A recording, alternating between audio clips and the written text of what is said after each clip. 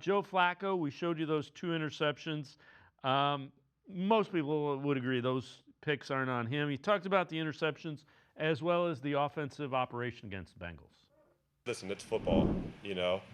I'm wishing that, I had the ball a little bit better, and I'm wishing I just threw it on his chest as opposed to, you know, doing what I did. And I think we're all looking at those plays and probably thinking about them and just like, we're going to have to go home tonight and try to fall asleep with those things on our, on our thoughts. And it's hard.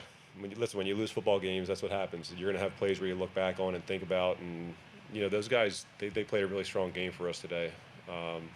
Like I said, I think when you look at this film, you're going to see a lot of guys that did a lot of really good things. We just had some MAs that really, really bit us. How do you feel about just the overall offensive operation for the first game? Pretty good. I feel like we had a lot and I feel like we handled it for the most part.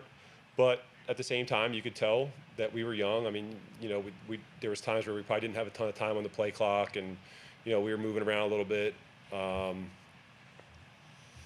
So yeah, we got to get used to being able to do some of those things and not let it, kind of slow us down that half a step or whatever it may be. The offense has to run the ball better. It was a little over 2 yards carry, under 50 total rushing yards. So Flacco again threw the ball 40 plus times, and that's not how they're going to win.